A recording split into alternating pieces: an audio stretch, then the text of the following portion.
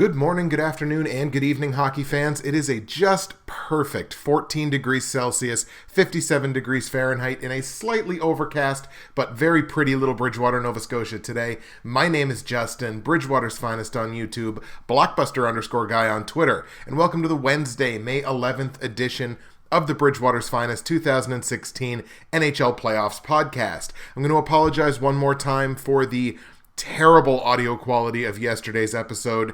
I think I did figure out what the issue was based on the fact that I've been recording in my basement, which is a lot better for sound because you can't hear much of the outside world around it, but it is very damp because I have a wood cellar, so it probably would have been smarter for me to realize that maybe I shouldn't leave my microphone downstairs in a wood cellar where it's really humid.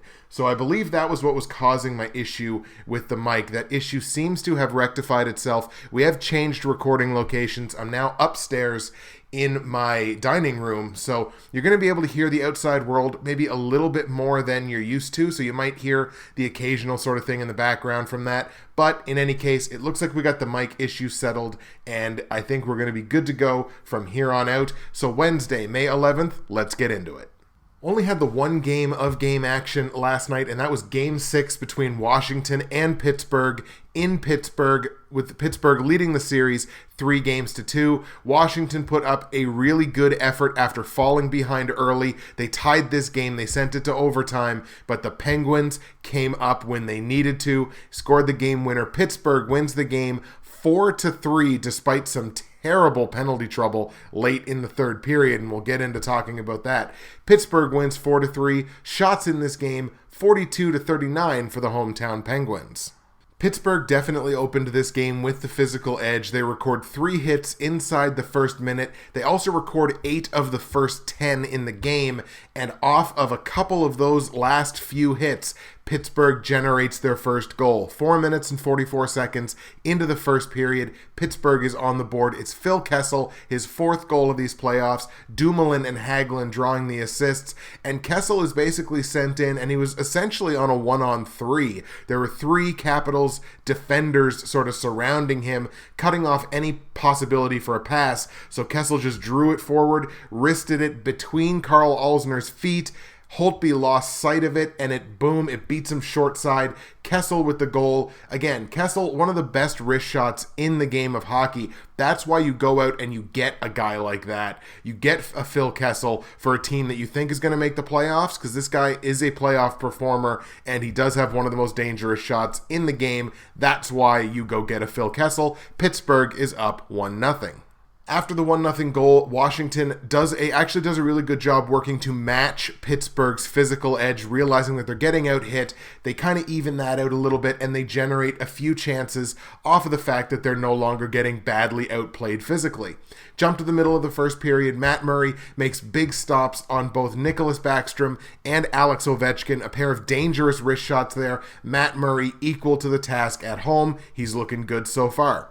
Braden Holtby on the other end, shutting down a late first period Pittsburgh push with 6 saves on mostly Pittsburgh's depth scorers. You're looking at guys like Hagelin and Rust, and I think Kuhnhackl might have had a shot in there too, or Eric Fair, one of those. I think the most dangerous shooter that took a shot during this push was probably Chris Kunitz, but Holtby shuts that down. It was 6 saves any way you slice it, Holtby keeping Washington in it. Pittsburgh opening up the second period now. They got a little bit of difficulty hitting the net, couple of misses. I think one of them might be blocked. Holtby still has to step up and make 3 consecutive saves in a short period of time. Pittsburgh throwing punches in bunches, if you will, looking to beat Holtby a second time. They're going to get an opportunity. Brooks Orpik takes a double minor high-sticking penalty on Patrick Hornqvist. That is bad news in any game, especially in an elimination game. And the Pittsburgh power play makes them pay twice on that double minor. 7:05 into the second period, Pittsburgh on the power play, the first half of that double minor. It's Phil Kessel again, his 2nd goal of the game, 5th of the playoffs. Letang and Kunitz drawing the assists on that one. They cycle the puck down low. Kessel just kind of walks out from the corner and sends it roof daddy on Braden Holtby. It is now 2-0 Pittsburgh. And just over 30 seconds after that, 7:38 into the second period, now on the second half of that double minor penalty, it's Carl Hagelin on the power play. Fourth of the playoffs, Olli Mata, who slotted back into the lineup, as well as Trevor Daley, picking up the assists there. It's a point wrist shot from Olli Mata, just a great tip from Carl Hagelin, and that's in the 5-hole. That's in the net. Pittsburgh now up 3-0 less than halfway through the game. And from that point on, it starts looking like Pittsburgh's going to clamp down on this thing, clamp down defensively. For the next 4 minutes of game time into the mid-second now, there were just 4 shot attempts combined between these two teams, and only one of them actually made it on goal. So it looks like Pittsburgh is going to try to clamp this thing down for the second half to try and drag this victory out. The Capitals, again, recommitting to stepping up their physical play. Pittsburgh still managing to generate opportunities, even though Washington at this point is now out hitting them. Eric Fehr takes a bad interference penalty. There's 3 attempts on that Washington power play, 2 of them getting through, 4 shots on goal. Chris Kunitz then takes a tripping penalty, and it's playing with fire, and Washington is going to convert. 18:30 into the second period, last minute and a half of the period. Washington on the power play, they're on the board. It's TJ Oshie, his 6th goal of these playoffs. Backstrom and Ovechkin draw the assists, so it's the big guns there for Washington getting it done. Backstrom feeds the puck into the slot. Oshie with a one-timer as he's falling down, and that's in the net. TJ Oshie puts Washington on the board, now trailing 3-1.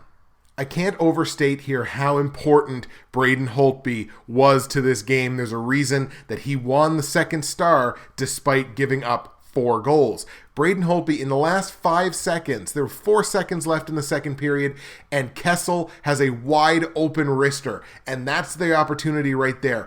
If that goal goes in, that's one of those back-breaking final minute, final 10-second goals that you see teams just crumble when they give up.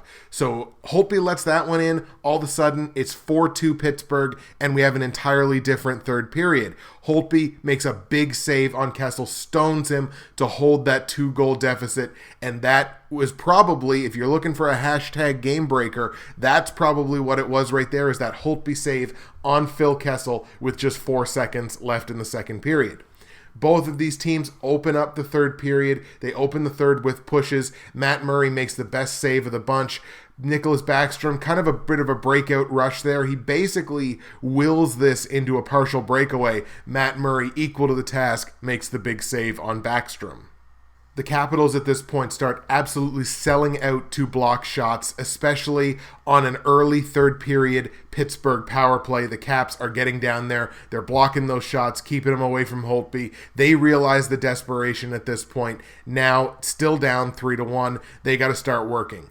Kuznetsov and Chimera take up that mantle. They throw a couple of hits. That generates possession for Washington, and again, can be very innocent-looking plays that wind up in the back of the net. 7:23 into the third period, Washington has cut the deficit now to just 1. Justin Williams, it's his 3rd goal of these playoffs.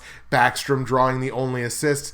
Backstrom gets the puck to Williams behind the net. He basically just drags it out front. I was going to call this a wraparound, but I mean, it really wasn't. He just sort of drags the puck back out front, and a beautiful wrist shot beats Matt Murray. Williams with the goal, and Washington now down just 1. The Caps working hard now, doing everything they can to hold on to that momentum. They generate 5 of the next 6 shots on goal in this game, and that leads to absolute abject craziness. The Pittsburgh Penguins take 3 consecutive delay of game penalties. Puck over glass led to a pair of 5-on-3 Washington power plays, and on one of those 5-on-3s, they convert. 13:01 into the third period. I mean, again, multiple 5-on-3s in a row. Washington on the power play. It's John Carlson, his 5th goal of the playoffs. He was arguably one of the MVPs for this Capitals team throughout their entire playoff run. It's his 5th. Ovechkin and Williams drawing the assist. 2nd point for Williams. It's up at the point, and it's a bit of a give and go. The two players up at the point switch. That was Karlsson and Ovechkin. They do a little give and go with each other. Karlsson with a one-timer from the point from exactly where he likes it. It's a goal. Washington has tied this game. And after the 3-3 goal, Washington basically has the momentum for the rest of this period. The attempts after the 3-3 goal, so you're talking just under 7 minutes of game time, attempts were 8-5 for Washington, so they've got the edge there. Pittsburgh does manage to kill off a late Chris Letang interference penalty, because that could have been the game breaker right there. Like, Letang takes an interference penalty after there's a no call at the other end of the ice that Pittsburgh really didn't like. They thought there should have been a penalty call down in Washington's end, and then Letang gets dinged for interference. I believe it was on TJ Oshie, but now I can't remember. I think it was Oshie. So Letang gets nailed for an interference penalty, and the Pittsburgh bench is irate at that, but they kill that off. We are heading to overtime, tied 3-3. In the overtime period, Washington does get 3 chances. I get a couple of shots on goal from that, I believe, but Pittsburgh does control most of the play. And at 6:32 into the overtime period, Pittsburgh ends the game and ends the series. It's Nick Bonino who has been so damn good for Pittsburgh this entire playoff. Nick Bonino, his second of these playoffs. Carl Hagelin and Phil Kessel drawing the assists. Kessel was definitely your MVP tonight, though. He was in on 3 of the 4 Pittsburgh goals, so he's definitely your MVP. They cycle the puck into the slot. Hagelin with a shot from the slot. It's stopped by Holtby. The rebound is just laying there in the crease. Nick Bonino is Johnny on the spot. He scores the series-winning goal. He has never scored a bigger goal in his entire career. Nick Bonino sends the Pittsburgh Penguins to the Eastern Conference Final. So now, since our Eastern Conference Final is set, I guess we can review the round 2 matchups from the Eastern Conference since they're both over. As we just talked about, Pittsburgh defeating the Washington Capitals in 6 games. I originally took Pittsburgh in 7 for this prediction for this series, so I'll take that as a win. That's got me at 4-5. This definitely did not live up to the series from 2009. I know a couple of sources have talked about that. NHL.com, I think, even had an editorial talking about that. So, I mean, that's definitely true. It did not live up to the hype of the 2009 series, that instant classic 7-gamer. This was still a good series. This was a tight series, especially late. Washington, make no mistake about it, had all the momentum going into this elimination game 6. Yes, it was on the road, but Washington had all the momentum going in. Pittsburgh got out to an amazing start, scoring the first 3 goals. Washington clawed all the way back. They had some help, obviously, from Pittsburgh being really undisciplined with the puck, but they fought their way back into this thing. Make no mistake about it. This was a solid series. It didn't live up to Herculean expectations for the series, but at the same time, this was still a really good series. Pittsburgh beats Washington in 6. They're moving on. I still think it's a crime that Braden Holtby did not get nominated for the Hart Trophy. In these last couple of games, the last couple of Washington, the Washington victory and the last couple of games where this series was really tight, he played like the MVP candidate that he is, the MVP caliber player that he is. But Pittsburgh is moving on. And then we had Tampa Bay and the Islanders. Tampa Bay taking out the Islanders in 5 games in a series that I think looked closer than it actually was. I mean, the Islanders win that first game in Tampa Bay. You had a couple of overtime games in there. So I think the series looked closer than it actually was. I took the Lightning in 6 games originally to win this series. They win it a game earlier in 5. I'll take that. I'm now 5-5 on the predictions. Pulled myself back up to 500. I've got St. Louis and San Jose going to the Western Conference Final. So I still got a possibility in a pair of Game 7s. I could go 7-5. I could go 6-6. I could go 5-7. So you never really know how those Game 7s are going to go. But Tampa Bay beats the Islanders pretty convincingly in 5 games. Feel kind of bad for Thomas Greiss, although now I do see that he has been added to Germany's IIHF World Hockey Championship roster, so he's over there playing in that tournament now. I think he'll find a lot of success over there, and this is a guy that is definitely going to be in competition for this starting role for next season. Yaroslav Halak is not going to be walking back into a situation where he's just going to walk back into the starter's role for sure. Thomas Greiss, I feel, is here to stay. Tampa Bay and Pittsburgh. Moving on to the Eastern Conference Final, I will preview that series, that matchup between Tampa Bay and Pittsburgh, the day before or the day that it starts, depending on the way the NHL chooses to screw me on the scheduling. We'll have to figure that out as we go forward. Really just one piece of news in the NHL before we tee up St. Louis and Dallas in Game 7 of their series, and it comes from Brooklyn, comes from the island. The Islanders defenseman Travis Hamonic, who earlier this season had requested a trade, has in fact rescinded his trade request, plans on staying in Brooklyn for the foreseeable future. Quote from Hamonic, "It's my home here." So he has taken himself off of the trade market. I believe he has at least a limited no trade, if not a complete no trade. I'm not 100% sure about that, but he's rescinded his trade request. He wants to stay with the Islanders.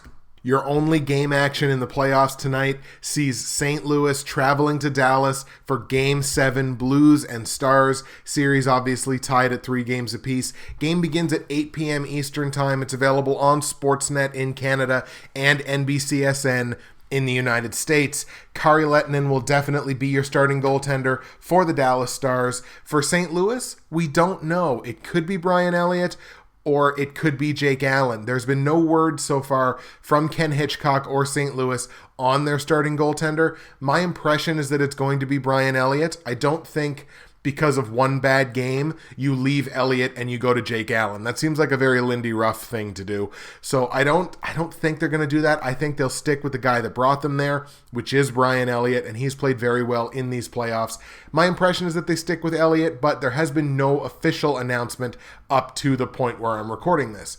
Another impression, I doubt we're going to see Tyler Seguin for Game 7. There has been nothing official coming from Lindy Ruff or the Stars on Tyler Seguin's availability, but the impression amongst beat reporters and a couple of people who claim to have sources in the team, the impression is that Tyler Seguin will not be available to go tonight. Let's face it, we're into a Game 7 situation. This thing could go either way. I think it's important to look at who could potentially be a game breaker for either team. And if you're looking at the Dallas Stars, I'm actually looking at a guy, bit of a dark horse here to be a game breaker. Colton Sevier. He hasn't even played the whole series. He's only played 4 games. But in those 4 games, he's got 4 points. He's coming up big, not getting, top minutes, the top minutes of a Jamie Benn or somebody like that.